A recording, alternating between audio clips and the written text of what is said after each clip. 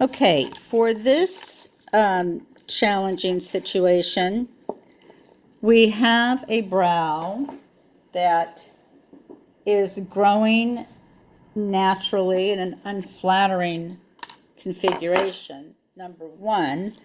And number two, has a scar right through the middle of it. So the first thing that you are going to want to do is use your superpowers of eyebrow design and make sure that you give her a good brow design where,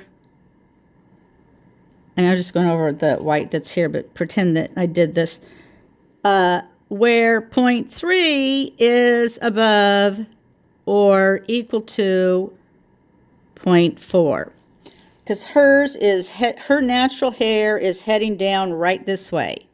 And this is common, very common in women. It's a horrible droopy look. We don't want that. So she's going to be having to maintain this part, and she can shave it or pluck it or wax it. Otherwise, what we're left with here is, when you draw this out, we do not do a 0.6 on a human. You're going to use a light shade, and I'm going to here use, because I'm home with my soup colors, I'm going to use the lightest that I have of these, which is the golden brown.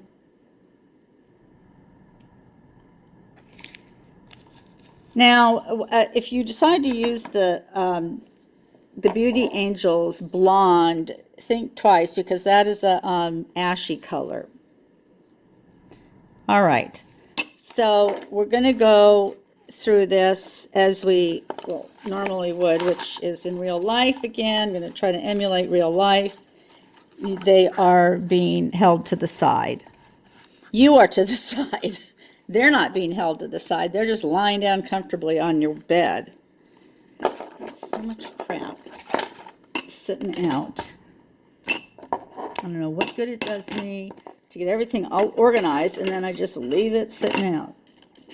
Sorry. I'm giving myself a lecture. All right. Anyway. We're going to do our head strokes.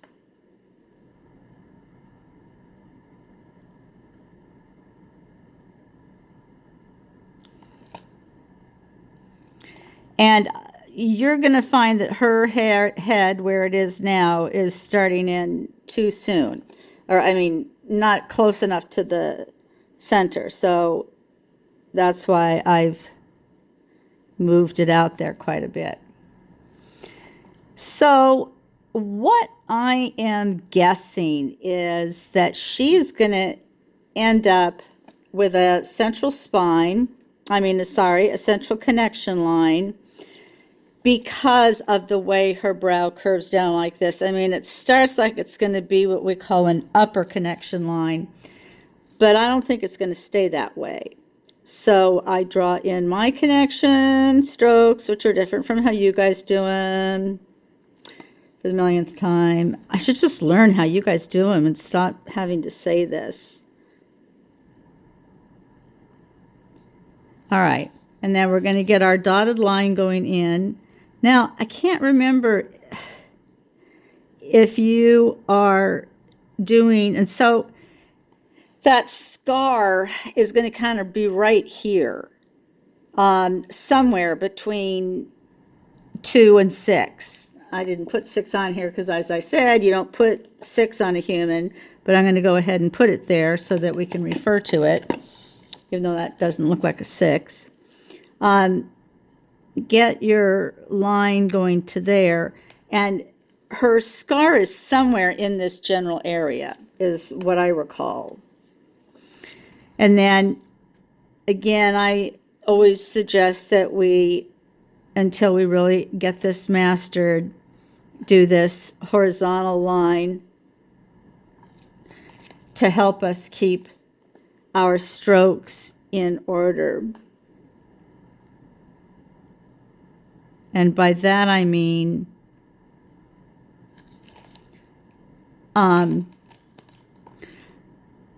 not making them, we don't want the bottom one to be too large. We don't want it to look like a wishbone. And you want to maintain that size all the way down. The only thing that you're doing as you're going is you're flattening them out a little bit. So eventually they're going to get, I should have been connecting these up there a little bit more, sorry. They're going to be flat. Now, somewhere in here, we're going to be running into the scar, and I don't know where that's going to be in real life for you. And I also don't know, you mentioned pixelation, which made me think that you have access to a machine. But I'm going to teach this as though you don't have access to a machine. And then if you do have access to a machine, then you can do the same thing with the machine. Or I can do it vice versa. I don't know. So we're at the end. I'm just going to do like one more. And the flat part. Now I'm going to do the upper strokes. And you know, if you want to use that little cheat of mine where you make this little horizontal line that just progressively gets a little bit wider there, you can. I don't actually use that myself, but I'm finding that with students that if they don't do that, they're doing these big bulbous, bubble-like. You just want to barely come over it. Now here, you really have to start to point toward point 3. Definitely now, well, now we're on the tail, so we have nowhere to go but point 3. And last tail stroke. Now her hair looks kind of thin, so I am going to switch over to the nano blade. But let's go ahead and wipe this and see what... No, I'm not going to do that yet. If I wipe it, then we won't be able to see the connection lines. Although, you know, your connection lines should be... they're not visible. They're not part of the...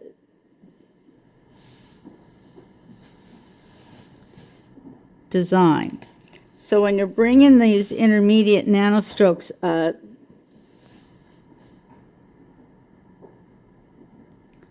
you are going ahead and merging them more or less completely with the connection line. You just have to be careful not to confuse the connection line with this other horizontal line that you've done.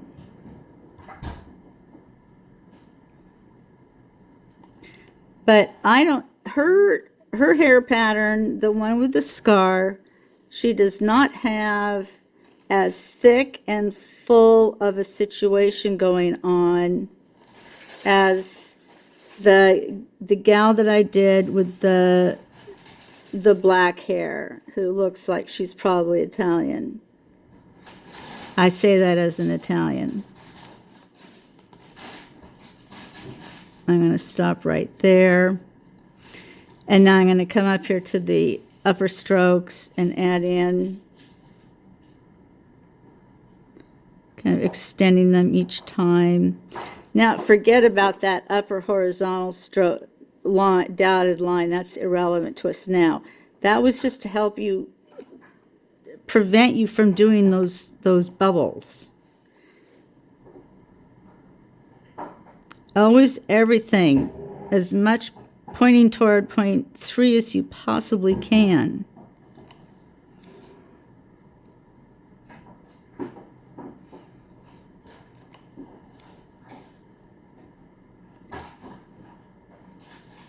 Even though we start out here, we intersect more midway. And as we're moving along, we're doing longer strokes. And now I'm going to be looking for opportunities to merge these strokes with the existing lower strokes, like right here. But I'm going to stop. I'm not going to do anything more there. Merging, carrying it down. Merging. And you see how that intersects with the, not intersects, but merges with the second tail stroke.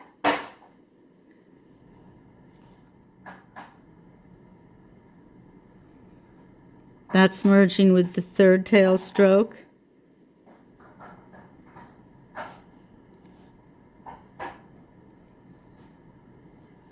And I'm going to see what happens if I do extend this.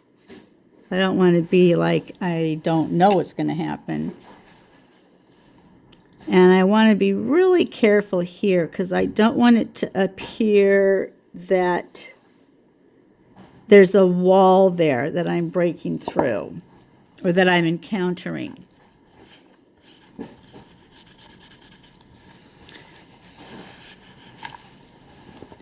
All right, so, I mean, this was a golden brown, so it's really light. And you're going to want to go in and fill in where necessary. These are not enough strokes up here.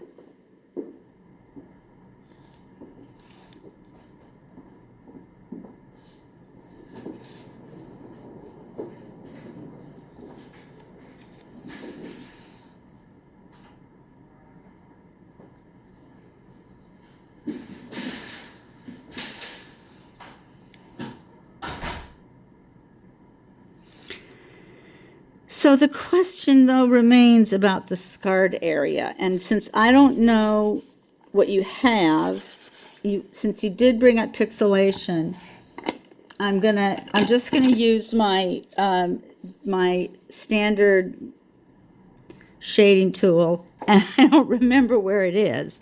So I don't want to just shade exactly where the scar is. So I'm going to just do some purposeful shading here on the tail. And let's just suppose that the scar is right here. Okay.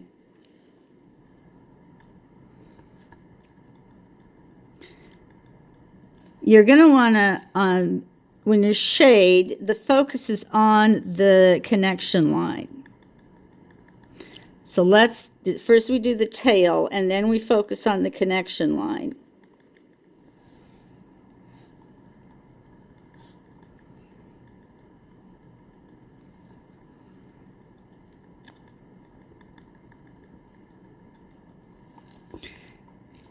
Now, let's wipe, and we'll see how ridiculous that looks by just doing that, because it didn't affect where the scar was. So, but we can't just sit here and go in here to the scar,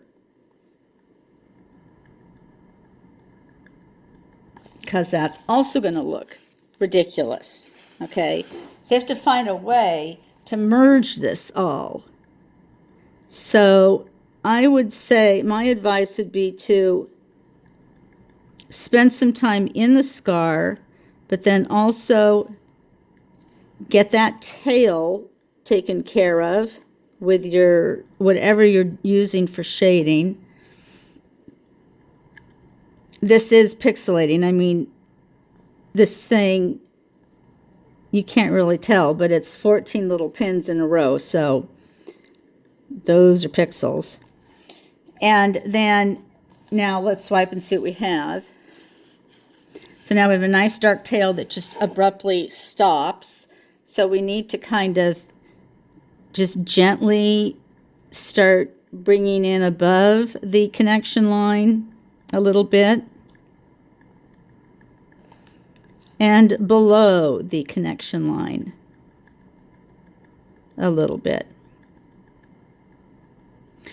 And it depends what kind of shading you're actually going to do. If you're going to try to shade the whole thing, and in her case, it seems like that wouldn't be that bad of an idea.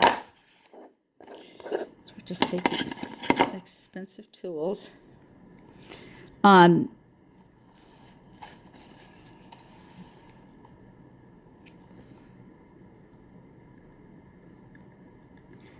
Knowing that that scar area is going to fade more than the rest of it, it's not like the end of the world if it's oversaturated compared to the rest of the brow. But just for the sense of for cohesiveness, go ahead and do a little shading in between your strokes,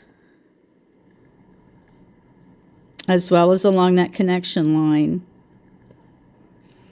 And then just keeping it pretty light, or even switching out shaders depending on what you do at the head.